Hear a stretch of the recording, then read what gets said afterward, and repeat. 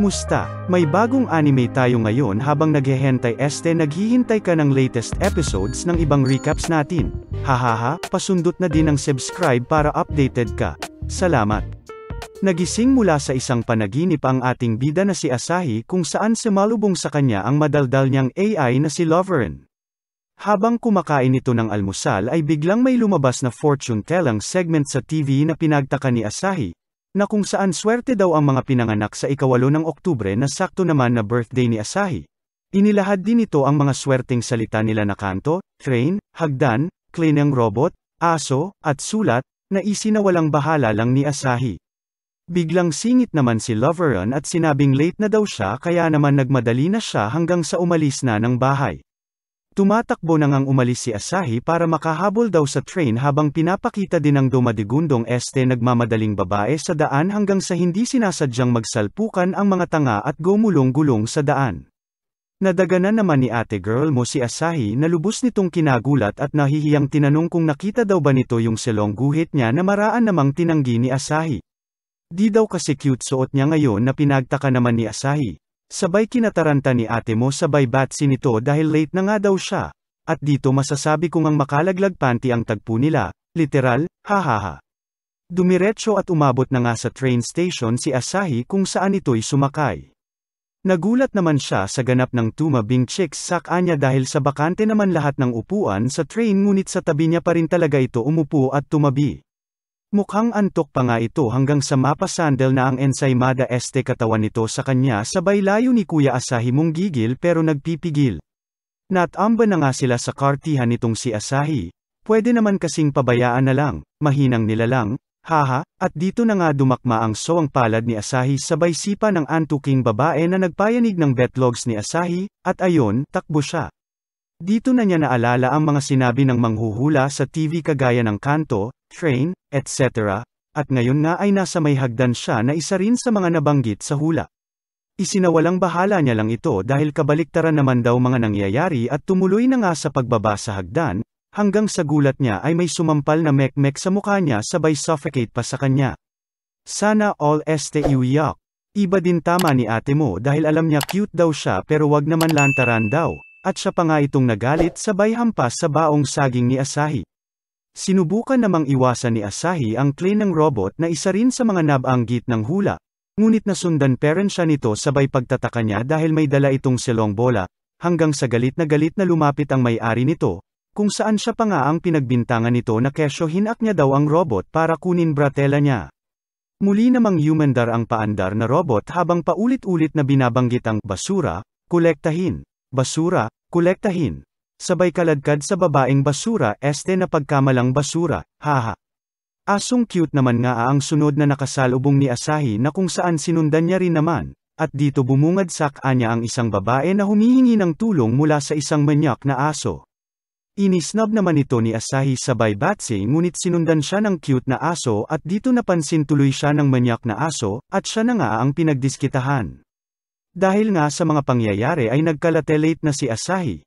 Sabay gapang sa upuan niya para di mahalatang late.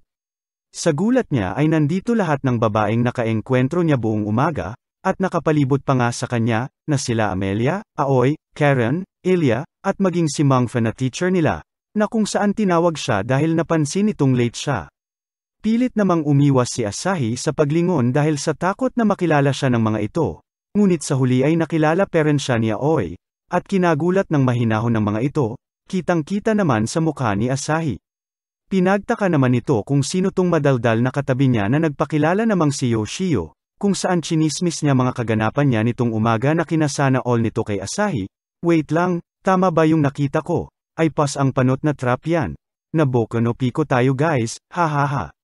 Samantala, marites mode naman ang mga tunay na babae sa kabilang kwarto kung saan si Asahi nga ang pulutan nila. Pinagtanggol naman ito ni Aoy hanggang sa matigilan nito nang makapa niyang wala siyang panty.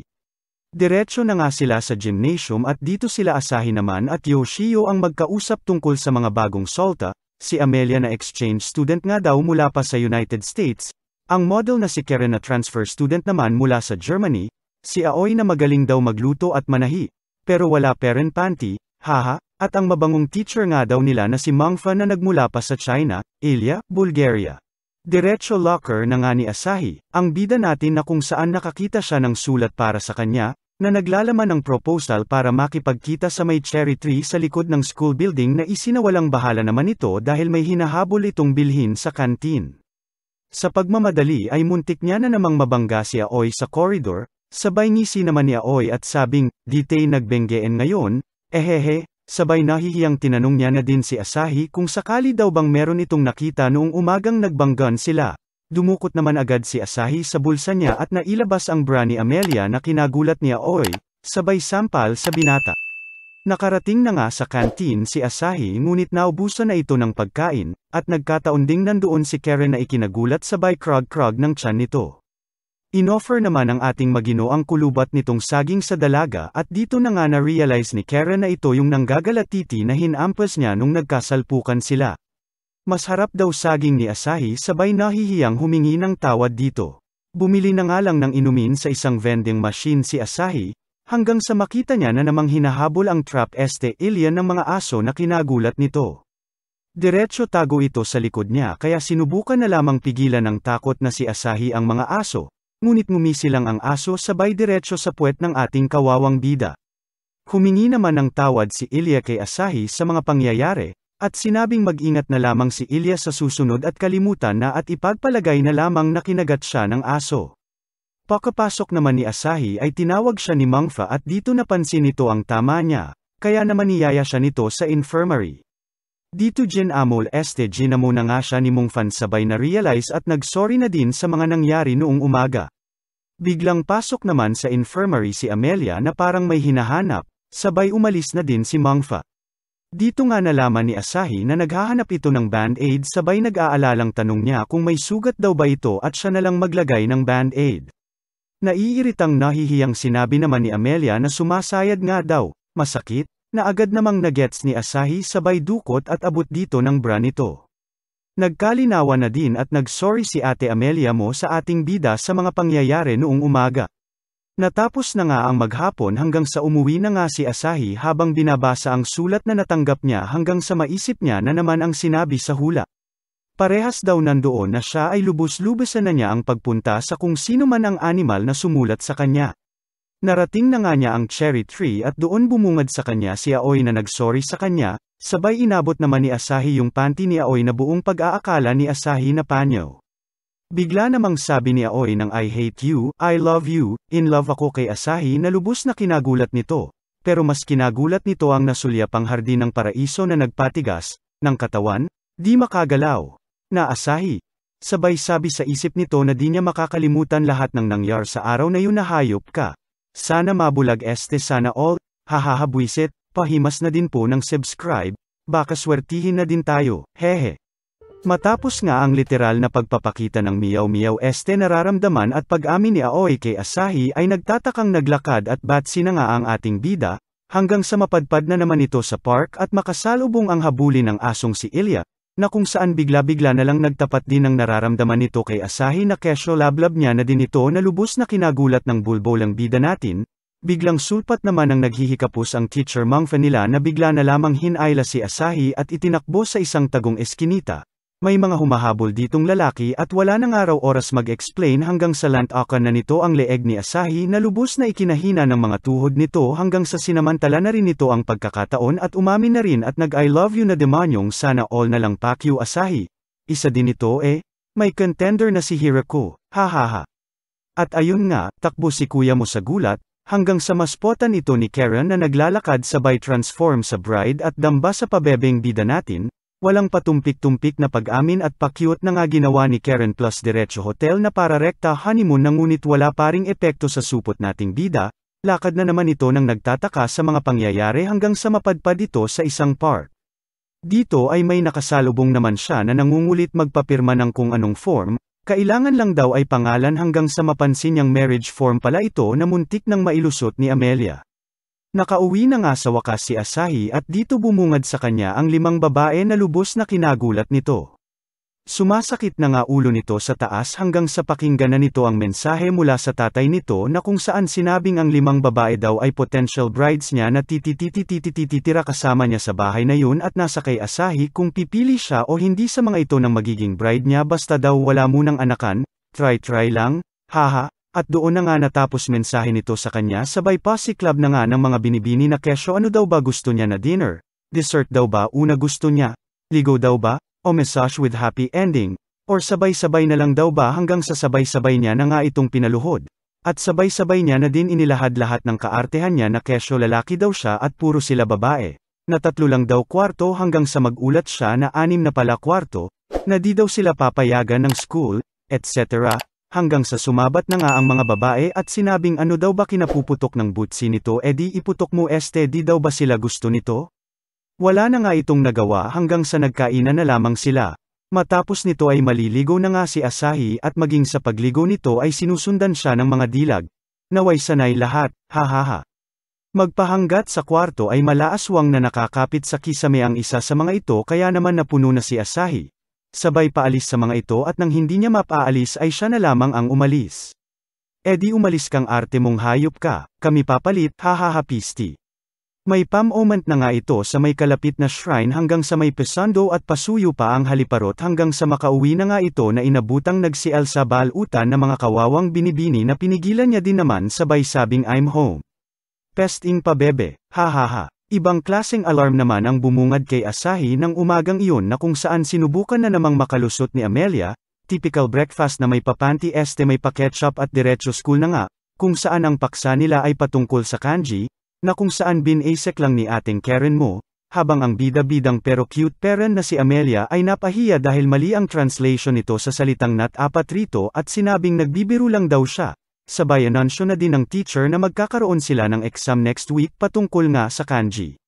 Dumating na nga ang lunch break at naging paksa naman ng magkaibigan si Amelia na kung saan cute na cute itong si Borutong hilaw kay Amelia dahil trying hard daw ito sa mga ginagawa nito sabay kontra naman ang ating bida na ayaw lang daw ni Amelia na natatalo kaya ito ganoon. Dito na niya naisingit kung paano ito manggihil sa isang show sa TV kung saan natatalo ito sa Jack and Poy. May pamagdamag pa nga itong puyatan mapag-aralan lang kung paano mananalo lagi sa Jack and Poy hanggang sa testingin niya na nga ito sa kanila at buong pagmamayabang naniyaya sila na maglaro, pusta pa ang pudings niya, at ayon, let's paren.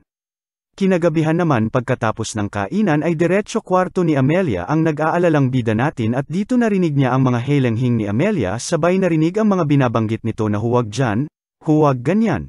Yamit kudasay, naghihimutok na daliri ni Asahi ay bumaba, hanggang sa maabot ang mayabong na talahib ng tag-init at akong lalim, sabay tagos ng kuryente sa namimilipit na katawan ni Amelia sabay di na kinaya ni kuya mo at pinasok na si Amelia, hahaha. At sa gulat niya ay nag-aaral lang pala ito ng kanji at naghahanda para sa exam next week, hentay nga lang ang napagtripang source, haha. Naawa naman ang ating bida at sinamahan ito kinabukasan sa library para mag-aral ng kanji. Dito binigyan niya ito ng mga pagsusulit na kung saan puro kabastusan lamang ang nasa sagot gawa na rin ng mga pinagbababasa nito na di na kinagulat ng ating bida. Todo effort naman ito sa mga sumunod na araw hanggang sasabihin ni Asahi na di niya naman kailangan na masyadong ibuhos at sabay tanong niya na rin sa kung bakit daw ba kailangan itong masyadong mag-effort para lamang tumaas score nito. Natigilan naman si Amelia at galit na sinabing gusto niya lang naman kasi makascore sa kanya makascore ng mataas para matutunan ang language ni Asahi sabay exit while crying. Nag-moment na nga itong si ate mong Amelia sa kwarto niya hanggang sa puntahan na ito ni Asahi at kausapin, nag-sorry ito kay Asahi dahil aminado naman siya na gusto lamang tumulong nito sa kanya sabay nagpasalamat din ang ating bida sa effort na binibigay ni Amelia para lamang sa kanya na lubos na ikinagalak ni ate mo. Dagdagan pa ng paregalo ni Asahi nahihina sa kilig ang bibi mo, haha. Dumating na nga ang araw ng kanji test pati ang resulta nito kung saan nakapasa ang inspired na Amelia sabay pa may rice nito at message kay Asahi na nagbigay ngiti sa binata, ang lalandi, buwisit, hahaha. Isang araw ay diretso hot spring vacation na nga ang buong harem kung saan napanalunan nila Ilyas sa isang palabunutan sa gilid-gilid somewhere there. Bumugad na nga sa kanila ang higanteng may-ari na naghatid sa kani-kanilang kwarto kung saan magkasama sila Asahi at Ilyas since parehas naman daw silang lalaki. Biglang sulpat naman sila Karen at Amelia at niyaya ang dalawa na maglaro ng ping-pong. Kung ganito ba naman mga kalaro mo sa ping-pongan ay mapapapingpang ka talaga sa sarap sa saya, hahaha. Sana all ping-pong ball, haha. At syempre pagkatapos ng malupitang kainan ay mawawala ba naman sa hot spring ang pagligo. Kaya naman diretso hot spring na sila Asahi kasama si Ilya nang may patapik pa nga sa slap table puwet daw nito. Gulat naman ang bumungad kay Asahi nang lumabas na si Ilya mula sa changing room ng hayop inasal salbahing burat hotdog ng durodemonyong animal kang Ilya ka, hahaha, pagkamangha, at respeto sa flagpole na binyandere nito ang tanging nadama ng nanghihinang pagkalalaki ng ating bida, haha boom boom boom boom boom next. Hahaha diretso sana na rin ang dalawa para magpainit hanggang sa di na kinaya ni Asahi at lumabas habang sinamantala naman ito ni Ilya at nagpahangin sa labas. Aksidente namang hinangin ang tuwalya ni Ilya hanggang sa nagkataon pang napasilip ang mga manyak na dalaga sa kabila sabay labas pa ni Asahi mula sa loob kaya tarantang tinakip na lamang ni Ilya ang maskara ng Tengu sa mukha nito habang nakabandera ang di dapat ay bandera, haha. Lubos na pagkagulat naman ang hatid nito sa kanila dala na din ang mga kwento ukol sa mga Tengu na nagpapakita sa lugar na yon kaya lusot ang paisa at lubot si Ilya na todo takbo papasok hanggang sa mad ulash na nga ito sa sabon na naapakan nito na ikinabagok ng ulo nito at ikinamatay. Buhay pa pala, sorry, hahaha, sabay nag-sorry na din dito ang ating bida dahil babae daw pala ito pero pilit niyang tinatratong lalaki. Dito binunyag na rin ni Ilya kung bakit daw ba nagpapanggap itong lalaki na dahil nga raw sa ito ang dying wish ng pudra nito kaya naman pinagbigyan niya na lamang ito. Hanggang sa iminungkahi ni Asahi na sundin nito kung ano ba talaga ang gusto nito sabay sabi ni Ilya na gusto nga daw niyang maging babae parehas nila Aoi, Amelia, Karen at Mangfa. Di magpakababae ka ika ni Asahi kay Ilya na nagpa-fall ng burat heart ng dalaga. Iba din itong Asahing ito. Ibabam pabanat na din po ng subscribe ko dyan, baka naman, hahaha. Ilya to Irina na nga si ate mong trap dati na kinasorpresa nitong tropa ni Asahi.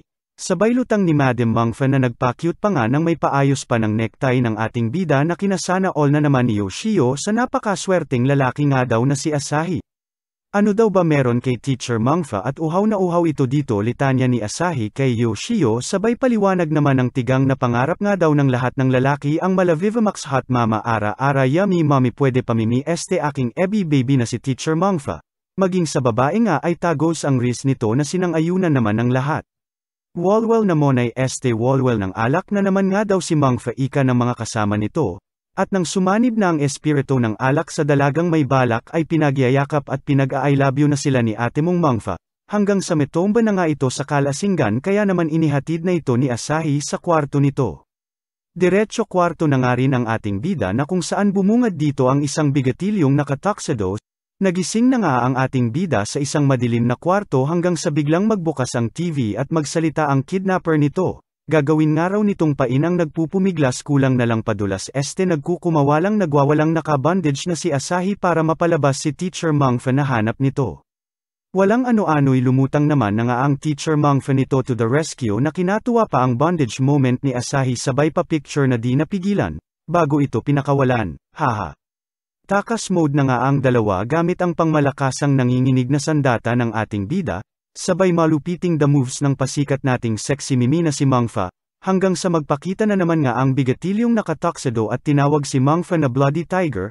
Kwento pa ni Manong Bigatilyo once upon a time nga raw, may kinakatakutang agent sa underworld, di mabilang na organisasyon ang pinabagsak, at ilog ng dugo ang damaloy sa kinatatayuan nito alias Bloody Tiger. Walang iba at si Teacher Mangfa nga raw na lubos na kinagulat ni Asahi. Isa na nga ang grupo ni Manong Bigatilyo sa mga nakalaboso ni ate mong Soso ate mong Mangfa kaya naman nandirito ito para magaganti. Gigil na gigil, di magpapapigil. At ayon, suntok dito, balibag doon, sabay punta sa switch at on, sabay pulupat ng sapot sa supot, wala nang nagawa at natalo na ang haliparot. Moment naman si ate Mangfa mo, na pinagsisisihan nga ang nakaraan nito, na ginugol niya raw buong buhay niya nang wala man lang nabubuo. Bagkus ay puro pagwasak, kaya naman ang umalis na ito sa organisasyon niya ay pinili niyang magturo, na kung saan naramdaman niya ulit maging tao at mabuhay. Ngunit ngayon nga raw ay tapos na sabay transform at sabing poprotektahan niya raw si Asahi kahit anong mangyari. Diretso laban na naman sa mga alalay ni Tuxedo Man. Tinaboy na rin ito si Toy Toy at pinaalis sa pagnanais na huwag ito madamay, sabay drama ni Hot Mama. Ipal naman itong si Bigatilyo man na di man lang pinatagal moment ni ate mong Mangfa sabay balibag nito sa wall sa kanto, biglang sulpat naman ang ating bida na to the rescue naman kay Mangfa, na may pa-lotion pa sabay kuryente sa higanti, diretso SS pa ni ate Mangfa mo at ayon, tilapon ang Bigatilyong hapon. Pogi points na naman nga si kuya mo kay Mungfang kinikilig sa loob-loob sabay sub-sub sa umaalog kumakabog maalindog sabay tayo ng hotdog ayun na nga, haha, nakauwi na ang dalawang inabutan ng ibang girls na tulog ng ayahay na magkapatong sa kanilang bahay. Isang maalinsangang gabi, habang ang ating bida ay namimili, isang robot na tirador ng mga supot ang namataan ng ating bida at ng bandang A at ikihin na siya nito ay biglang sulpot ang isang dalagang mala Sailor Moon na ikinamangha nito at sabay nagposang sa may moon. Kinaumagan, diretso chismis na naman nga ito kay tropang Yoshio niya ukol sa isang magical girl na nakita nga nito noong gabi na tinawanan nga lang nito. Biglang singit naman itong si Karen at walang kutsakatsarang niyaya ang ating bida na makipag-sex na lubos na kinagulat ng magtropa. Ganoon daw talaga ang love story. Spontaneous, dagdag pa nito na lablab niya naman daw si Asahi kaya okay nga lang daw yun. Sa ibang araw sweet ito at naabutan nga raw sila ni Teacher Mangfa na magkapatong, kaya siya naman daw ngayon. Singit naman bigla si Yoshio na inggit sa Binatilyo, hanggang sa matigilan na nga silang lahat dahil sa isang alien shape na lumutang na sa kanila'y nagpaisip, balita na nga rin ito at kalat sa buong mundo. At walang ano-ano nga ay umatake ang isang alien robot sabay sapot mala underwear sa supot nitong tropa na si Yoshio na lubos nilang kinagulat. Tarantang sinubukang niya naman itong tanggalin hanggang sa kalaunan ay bigla na lamang itong sumabog, at nang lapitan na nga ito ni Asahi ay malungkot nitong ibinalita na nawala na nga raw betlogs at talong nito na ikinabahala nila ng lubos. At sa gitna nga ng mga pangyayari ay hinanap naman ni Irina si Karen hanggang sa matagpuan naman ito ni Asahi na nagmo-moment mala Sailor Moon card captor Sakura Akazuka and Chacha sa tuktok ng eskwela at dito na nga napagtanto ng bida natin na ito yung namataan niya noong isang gabi na nagligtas sa kanya. Biglang lutang na rin ang isang floating stuffed toy at next time na nga lang daw chika. At dito na nga nag-request si Karen na hawakan nga raw melon niya na ikinagulat naman ni Asahi sabay walang ano-ano'y itinulak ito ng floating chuchu kay Karen na ikinadakma ng palad ng binatang pinalad, na kung saan ito pala ang pinagmumula ng power ni Karen. Atake naman agad ang recharge na Karen sa alien shape ngunit bigo ito kaya naman eskapo muna ang mga bida. Dito na rin nalaman ni Asahi ang history ng pagiging magical girl nga raw ni Karen. Ang hassle at puyat na dala nito sa kanya gabi-gabi sabay pang malakasang sorry nang nagpakilalang si Sagami Okamoto Deluxe nga raw mula Contracept Dimension. Tulala lang si Asahi dahil ang pangalan nito ay brands ng kondom sa Japan, at tawagin na lamang nga raw siyang SUD for short. Paliwanag pa nito na ang mga alien ay nagmula pa sa Contracept Dimension at tinatawag na ball takers, BT for short, at nanganganib nga raw mawala lahat ng talong at betlogs sa Earth kagaya sa nangyari sa mundo nila't pinanggalingan nito. At sa oras nga raw na maging 69 na ang bilang sa ulo ng alien shape ay boom lahat ng laylay na verret, at tanging si Karen nga lang ang makakapigil sa lahat ng ito gamit ang powers nito. Kailangan nga lang munang i-recharge, at dito kakailanganin raw nila tulong ni Asahi, litanya nito. Dito dinala na nga sila ni SUD sa secret weapon nga raw ng Contracept Dimension at tinatawag na Magic Matching Unit kung saan kokolekta ng recharge energy ni Karen mula sa kabog ng dibdib nito. At para mangyari nga iyon ay magkukulong ang dalawa sa loob ng unit para dito magmilagro. Sa mga di familiar, ang buspo na ito ay ginagamit sa Japanese porn, see-through sa labas, haha, sa loob makikita ang metro kung saan susukat sa kabog ng dibdib ni Karen na agad-agad gustong masagad. Nalubos namang ikinataranta ni Asahi na sinubukang rasonan ng ibang paraan si Karen, ngunit sa kadesididuhan ni ate mo ay walang magawa ang kaawa-awang binata. Rekta tanggal damit si ating may gustong makamit. Sabay pang malakasang tulak ng may masamang balak, sa binatang walang magawa kundi mahubat ilabas ang batuta, at ng bandang bangbang na ay may pak-arate chop pang nalalaman itong KJ na buwisit na ando on na sabay pasok na rin si SUD at inabutan ngang nagdediskusyon na ang dalawa, dami nang ang dada nitong Asahi na tinakesyo pahalagahan naman raw ni Karen sarili niya, na dapat ibigay nga raw nito ang bataan sa taong kanyang minamahal, na nagpatamimi sa kinilig na dalaga sabay galaw ng metro na lubos na kinagulat ni SUD. Biglang sulpat naman ang mga robot kaya dito tumayo na ang KJ na loko sabay sa labas ay tumakbo para kaligtasan nila ay masiguro. Samantala, ang dalaga naman ay tinamaan, bagamat walang nangyari at puro etsyos lamang, ay kinilig kahit walang dilig. Sa bida-bidang si Asahi na lubos nitong iniibig, at ayun na nga, napuno na ang metro, sabay nag-transform na ito sa ultimate form nga raw nito na legendary miraculous magical girl ika ni Sod. At wala na nga itong inaksayang oras sabay pew-pew sa mga kalaban. Hinarap na rin ito ang alien ship at dito pang malakasang nakipaghami-hami wave, sa tulong na rin ng KJ nating bida with matching payakap pa na kanina mas marami sanang ganap ayun na nga. Talo na ang aliens kaya balik-talong na rin ang mga persons. Kaunting moment ng dalawang nagkahiyaan at naputol ang moment. Sabay pekitin ng isang babae na nagngangalang Miss Yoshino nga raw kausap ang 5 itlog na ito na sapat na nga raw at maganda mga resulta nila. Pa-like and subscribe na rin po habang nag-iisip ka. Salamat.